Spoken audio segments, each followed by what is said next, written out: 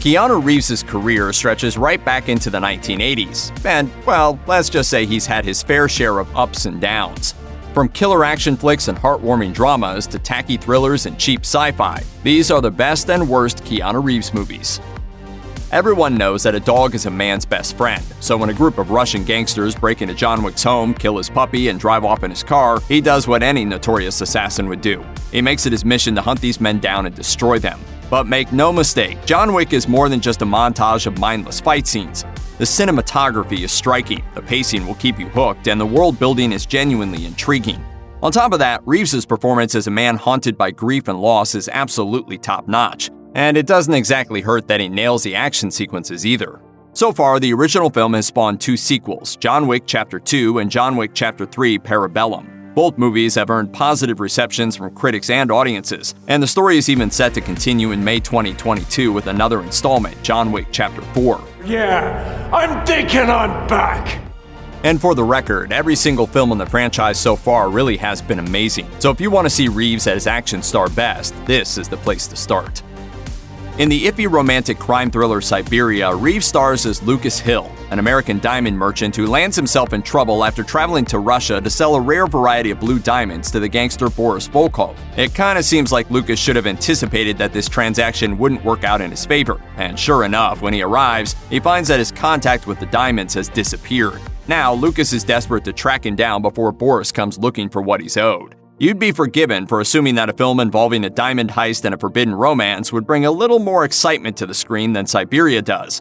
But sadly, this movie's plot is kinda plotting and dull. But what makes Siberia so frustrating is how seriously this film takes itself. You can't even look at it as the kind of movie that's so bad that it's actually good. Much like an actual trek through Siberia, the entire journey is a long slog from beginning to end, and you wouldn't be blamed for wanting to give up halfway through. One of the all-time classic comedies, Bill and Ted's Excellent Adventure follows the long, strange journey of high school slackers Bill S. Preston and Theodore Ted Logan.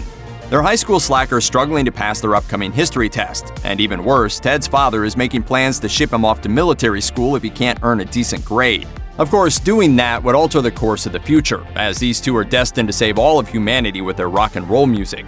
So Rufus, a citizen of the future, travels back to the past to help them ace their test. As a result, the heroic duo ends up going on a time-traveling adventure, enlisting familiar historical figures to help them pass their test. It's a fantastic premise, and even though it's one of his earliest films, Reeves is absolutely fantastic, proving he's a more than capable comedy actor. Of course, if you need more Bill and Ted in your life, never fear. Excellent Adventure inspired 2 more sequels, Bogus Journey and Face the Music. And who doesn't need a little more Bill and Ted in their lives? Excellent! In Exposed, Reeves plays Detective Scott Galvin, a man who's trying to uncover the mystery behind the shocking death of his corrupt partner, Detective Joey Cullen. However, Cullen's colleagues worry that digging into his past will result in bad PR for the police department. Things get even stranger when Galvin realizes that a young woman named Isabel, with seemingly no prior connection to Cullen, might be involved with the case somehow. Unfortunately, Exposed was pretty much doomed from the get-go.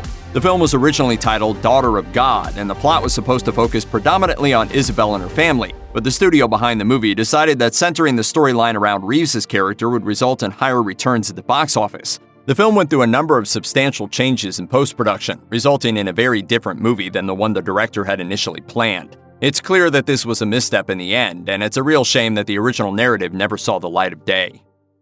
My Own Private Idaho stands out from the rest of Reeves' earlier work in Hollywood. It's loosely based on a series of Shakespeare plays, but director Gus Van Sant adapted the Bard's classic tale into a thoroughly modern story.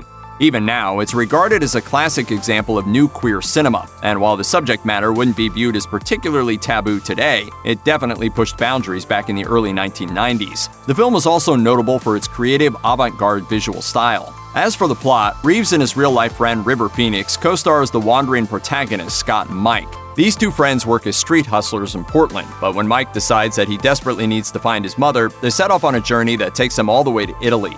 Mike finds himself falling for Scott, and the two have to navigate the intense emotions tied up in their complicated relationship. As a result, the film is very different from Reeves' more action-heavy movies, but it proved to a skeptical world that the actor really did have some serious dramatic chops. Replicas was universally panned by critics, and it wasn't much of a hit with audiences either. To be fair to Reeves, though, he was probably the only bright spot in this practically unwatchable film. But try as he might, his performance just couldn't salvage this truly dire movie. Reeves plays William Foster, a neuroscientist who ventures into some pretty unethical territory while caught in the throes of grief. After his wife and children die in a car crash, he decides to try cloning them. He knows he has to keep this experiment a secret, but he can't hide it forever. And naturally, this risky decision comes with some unintended consequences. Admittedly, the idea behind Replicas is actually quite interesting, and with better execution, this could have been a far more engaging film. But with numerous plot holes and a cast of characters who just can't seem to stop themselves from making the worst possible decision in every scenario, watching Replicas becomes little more than an exercise in frustration. Speed was one of Reeves' first major blockbuster films, and was arguably the movie that catapulted him to superstar status. Reeves stars as Jack Traven, a SWAT officer working with the LAPD. Jack and his partner think they've managed to stop extortionist bomber Howard Payne after he attempted to hold a group of elevator passengers for ransom. As it turns out, however, Payne has also rigged a bus with a bomb, and if the vehicle's speed drops below 50 miles per hour, it will explode and kill everyone on board. Now, it's up to Jack to defuse the explosive and get everyone to safety. Admittedly, the premise of Speed comes across as kind of silly, but as the movie picks up, it's nearly impossible to look away from the screen. The genuinely sizzling on-screen chemistry between Reeves and his co-star Sandra Bullock certainly didn't hurt either. And then, of course, there's the bus jump, one of Hollywood's best ever driving stunts, and it was totally real, too.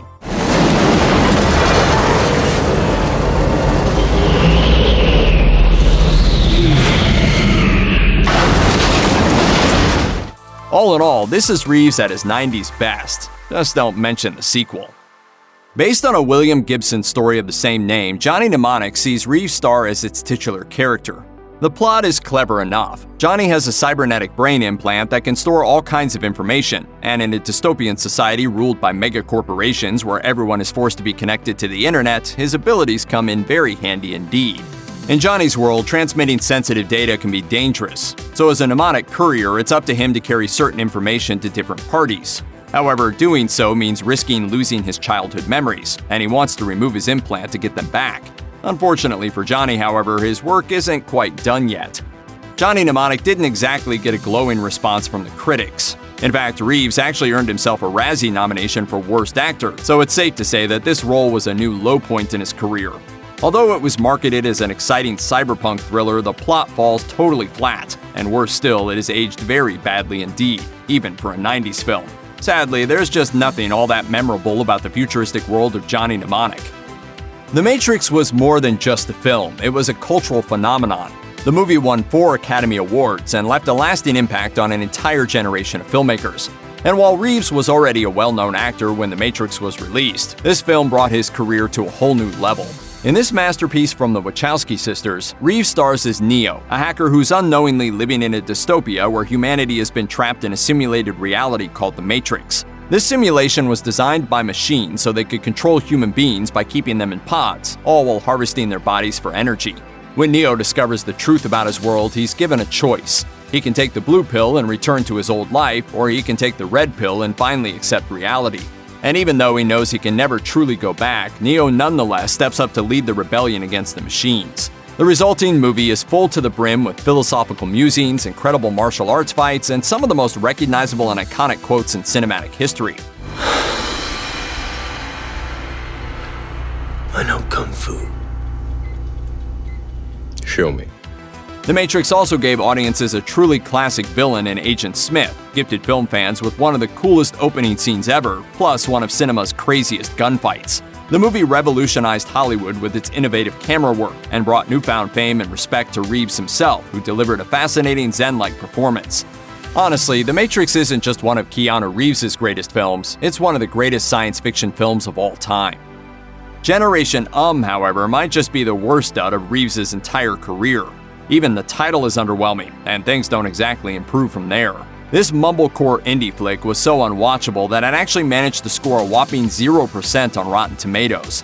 In Generation Reeves plays John, an escort service driver who's lost all sense of direction in life. The film explores 24 hours of his aimless existence in New York City, in which he meets up with 2 young women, Violet and Mia. This is an attempt to delve into the concept of urban alienation, but the movie falls far short of its intention. In one scene, for example, John points a camcorder at the women and asks them to say something interesting. Neither offers up anything particularly poignant, and that basically sums up the film as a whole. In the end, this movie is basically a shrug of the shoulders, and it quickly comes to the tired conclusion that young people these days just might be a little vain and self-absorbed. Not exactly revolutionary stuff, is it? Check out one of our newest videos right here. Plus, even more Looper videos about your favorite movies are coming soon. Subscribe to our YouTube channel and hit the bell so you don't miss a single one.